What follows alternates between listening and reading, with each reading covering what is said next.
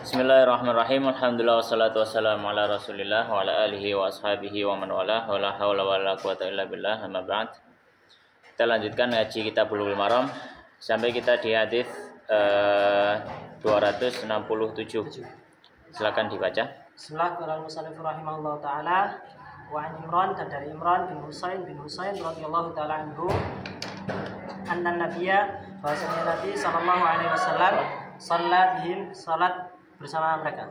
Fasaha, maka lupa. Fasajada, maka sujud. Sajadataini, dua kali sujud. Summa, kemudian tasyahada, bertasyahud. Summa sallama, kemudian salam. Rawahu Abu Dawud, hadis riwayat Abu Dawud. Wa Tirmidzi, dan Tirmidzi. Wa hassanahu, dan menghasankannya.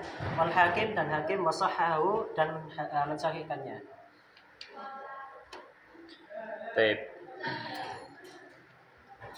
Hadis yang ke-267, qala wa Imran ibn Husain radhiyallahu taala anhu, anna Nabi, bahwasanya Nabi sallallahu alaihi wasallam beliau salat bihim, mengimami para sahabat. Fasaha, lalu beliau melakukan sahu.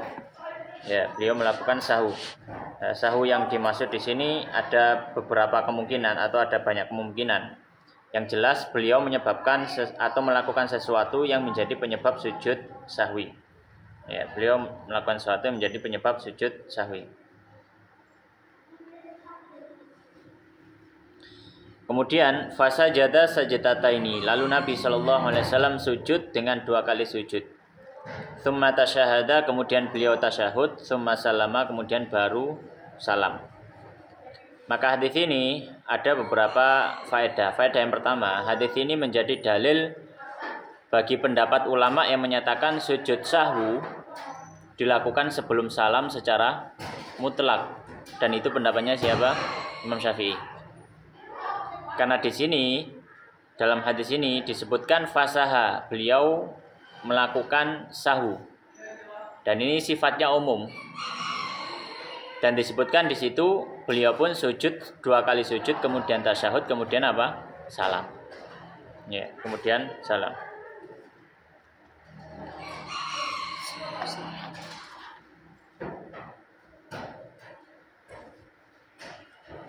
Baik. Kemudian pelajaran yang kedua di sini, ketika sujud sahwu dilakukan sebelum salam, maka diwajibkan untuk tasyahud akhir. Oh, Satria. Diwajibkan untuk tasyahud akhir sebagaimana kondisi normal sholat. Pertanyaannya sekarang, kalau orang sujud sahwi habis salam, apakah dia tasyahud akhir? Maka di sini para ulama ada khilaf. Ya. Kalau sujud sahwunya setelah salam, apakah dia tasyahud akhir? Maka di sini ada khilaf, ya, di antara para ulama. Pendapat yang pertama mengatakan tetap disyariatkan, disunahkan untuk untuk tasyahud awal. Tetap disunahkan untuk tasyahud awal. Ya. Baik. Nah, ini adalah pendapatnya Imam Abu Hanifah. Jadi misalkan habis salam kemudian sujud sahwu, sebelum salam dia tasyahud lagi, kemudian habis itu apa? Salam lagi. Pendapat kedua, disyariatkan tasyahud hanya untuk sujud sahwi yang sebelum salam. Adapun setelah salam maka tidak usah tasyahud. Setelah sujud sahwi kedua, kemudian dia duduk langsung salam, tidak perlu tasyahud lagi. Dan ini adalah pendapatnya mazhab Syafi'i. Ya, pendapatnya mazhab Syafi'i dalam pendapat beliau yang paling sahih. Baik.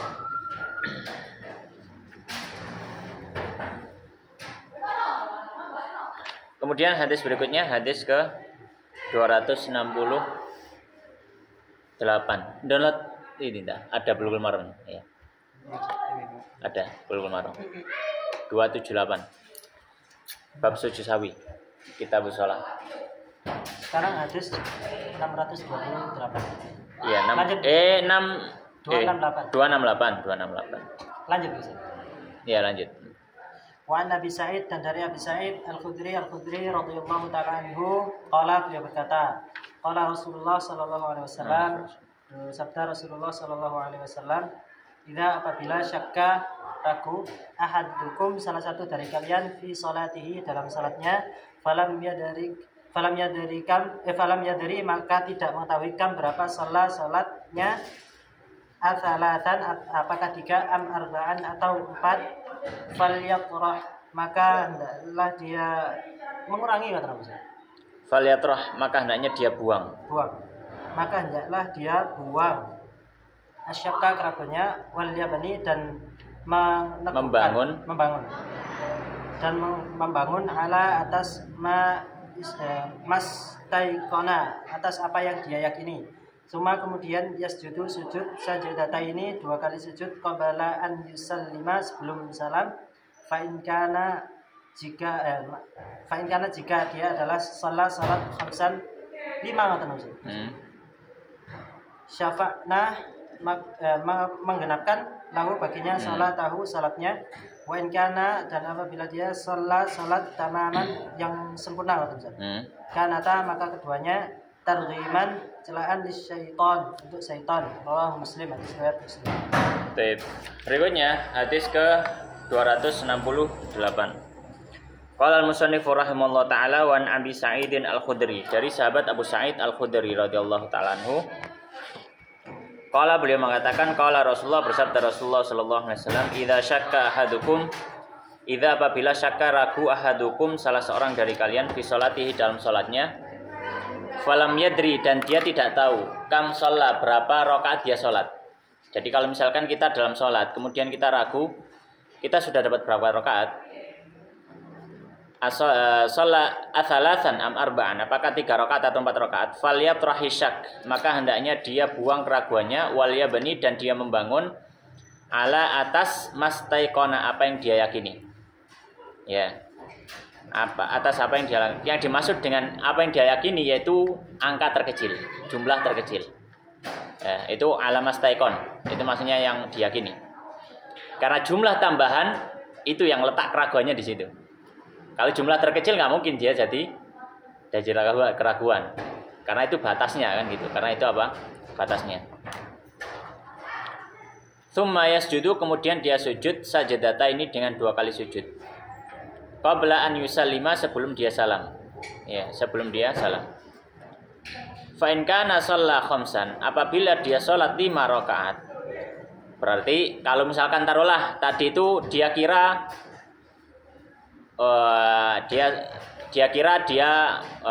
masih sholat kan dia ragu akhirnya dia mengambil nilai terkecil ternyata dia sudah melakukannya maka otomatis kan dia nambahi rakaat maka jatuhnya 5 rakaat dia sholatnya.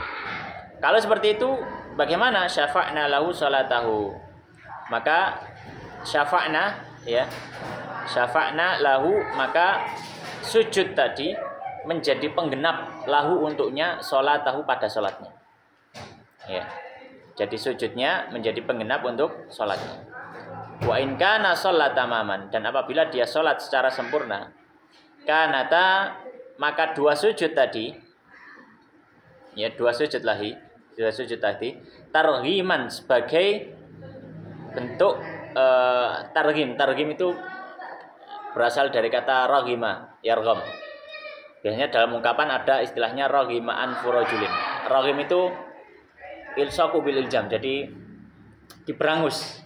Ya, pemberangusan. Jadi targhim itu pemberangusan. Jadi kalau misalkan sholatnya itu memang kurang kalau memang sholatnya itu lengkap ya. Berarti benar keraguannya kan gitu. Maka sujud tadi sebagai bentuk pemberangusan terhadap setan. Targhim itu pemberangusan. Rawahu Muslim hadis diriwayatkan Imam Muslim. Maka hadis ini memiliki beberapa pelajaran. Pelajaran yang pertama, di antara penyebab sujud sahwi adalah ragu terhadap jumlah rakaat. Ragu terhadap jumlah rakaat. Dan ini kadang sering terjadi. Orang ragu, wah ini tadi sudah rakaat berapa ya? Ragu-ragu. Kalau dia sholat bersama jamaah mungkin ada yang ingatkan. Tapi kalau dia sholat sendiri, bisa jadi keraguan ini akan dibawa dan tidak akan diketahui lagi. Karena dia bisa saja ragu sampai selesai kan gitu. Nggak tahu. Nah, maka keraguan ini menjadi sebab dia sujud sahwi. Itu yang pertama. Yang kedua, tindakan yang dilakukan ketika ragu jumlah rakaat pada saat sholat adalah dengan mengambil nilai atau jumlah rakaat terkecil. Jumlah rakaat terkecil. Iya. Mengambil jumlah rakaat terkecil.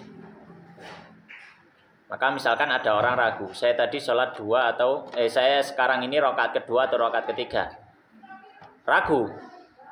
Maka supaya yakin ambil rakaat terkecil, berarti rakaat kedua. Ragu ini rakaat 3 atau 4, berarti 3 yang yakin. Kecuali setelah itu dia ingat, iki mang telu apa. Kemudian dia sambil baca sambil pengen, oh, iki mang ketelu. Nah, maka sudah berarti diambil keyakinannya itu. Karena keyakinan yang dimaksud di sini alamastaikon, yaitu maksudnya jumlah terkecil, itu ketika keyakinan dalam dirinya tidak terbentuk. Keyakinan dalam dirinya tidak terbentuk, maka perlu didatakan faktor lain untuk menjadi keyakinannya. Maka kalau keyakinan dalam dirinya sudah terbentuk, maka cukup dengan itu. Ya. Tapi kalau misalkan ragu terus, maka setelah itu bagaimana? Ya sudah, diambil rakaat terkecil. Ya. Sudah menjadi yakinnya itu, sudah dianggap yakin setelah itu. Ya. Kecuali kalau misalkan ingat-ingat beberapa saat kemudian ingat, nah maka ambil itu.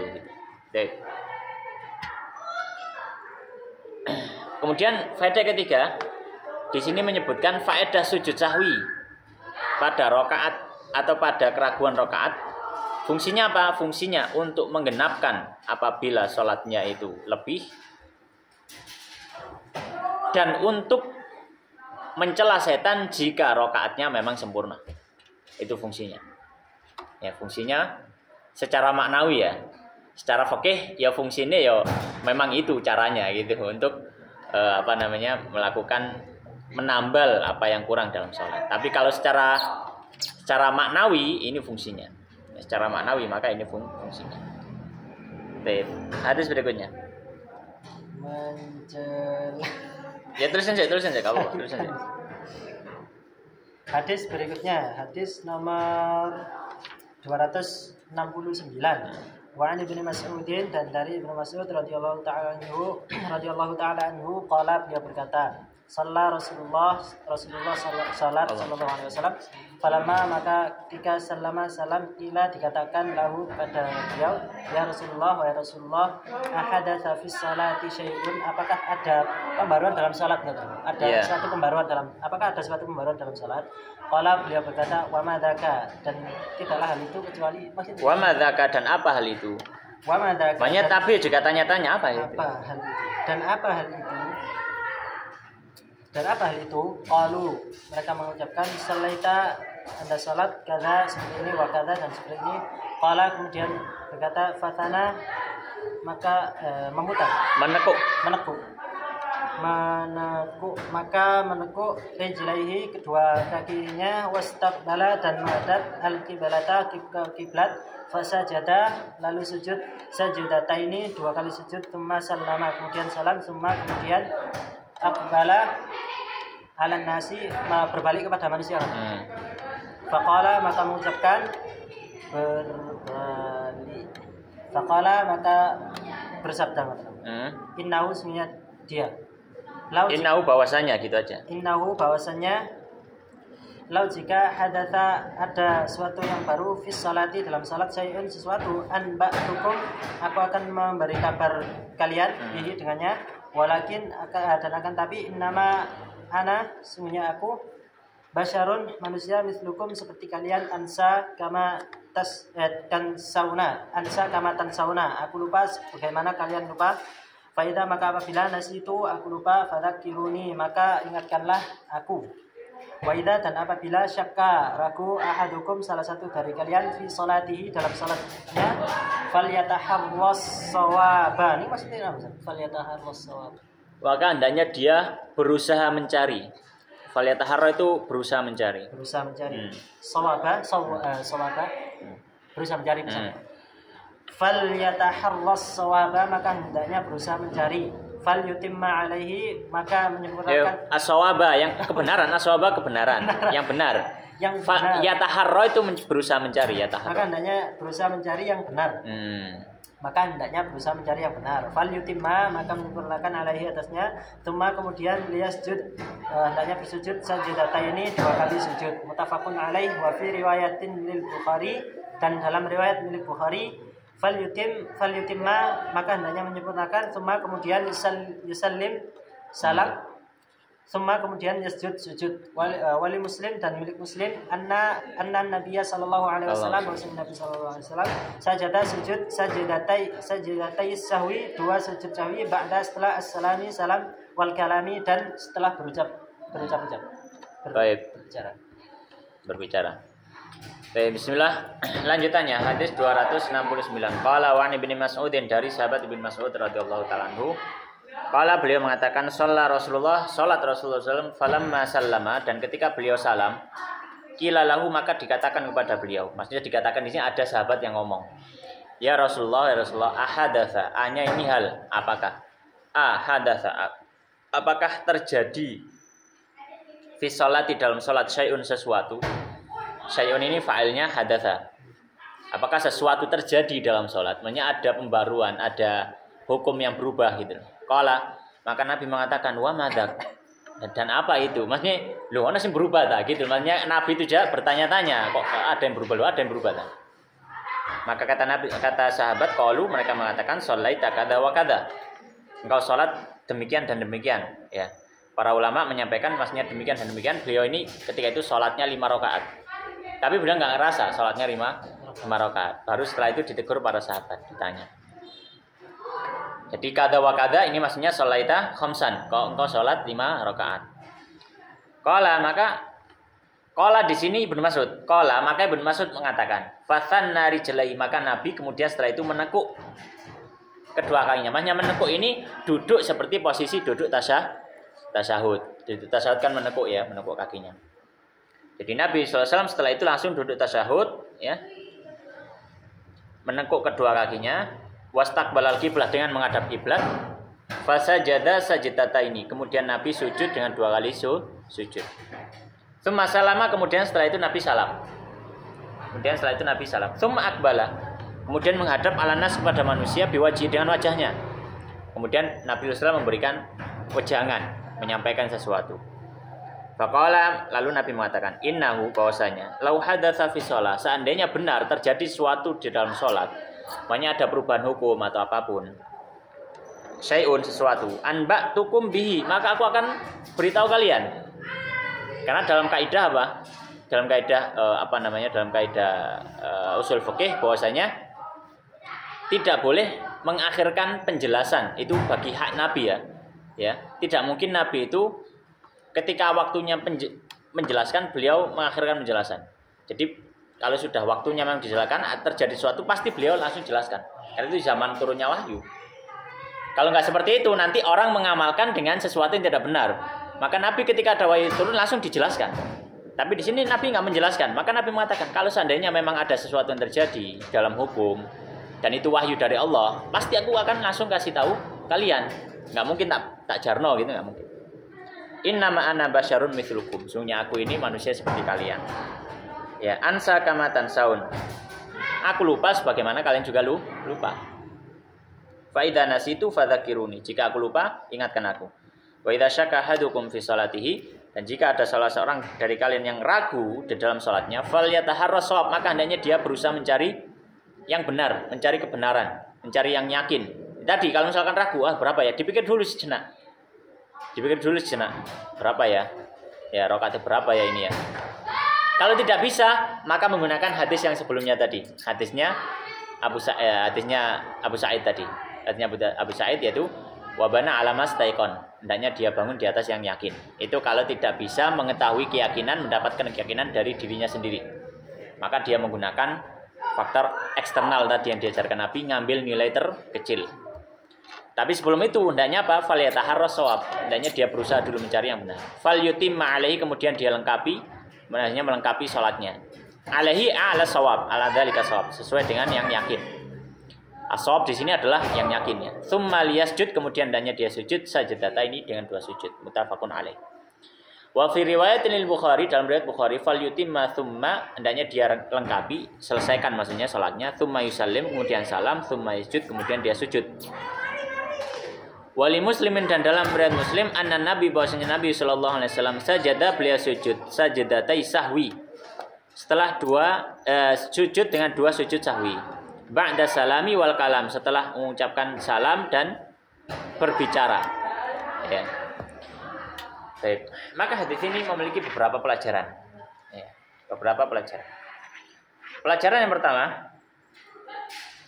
pertama, posisi orang ketika hendak sujud sahwi adalah posisi duduk tasyahud. Ya, posisi orang ketika duduk hendak sujud sahwi adalah posisi apa? Duduk tasyahud. Sebagaimana dalam hadis Nabi Ibnu Mas'ud mengatakan fathanna rijlain, Nabi menekuk kedua kakinya, maknanya posisi duduk seperti duduk tasyahud. Ya. Pelajaran yang kedua dari hadis ini, ya. Ketika seseorang mendapatkan keraguan dalam sholat, tindakan pertama dia upayakan untuk mengingat. Dan itu yang disebutkan Nabi dengan istilah fal yataharra as-shawab. Dia usaha dulu untuk mencari yang benar. Maksudnya mengingat-ingat dulu yang benar yang mana, yakinnya yang mana. Jika tidak mampu, baru setelah itu dia mengikuti sabda Nabi dalam hadis Abu Sa'id Al-Khudri. Ya, wal yabni ala mastaiqon. Kalau tidak bisa mengingat-ingat, maka dia langsung lanjutkan sholatnya dan mengambil angka terkecil dari rakaat tersebut. Dan itu sudah menjadi keyakinan.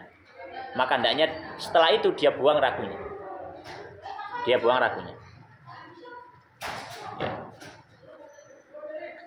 Kemudian hadis ini juga menjadi sebab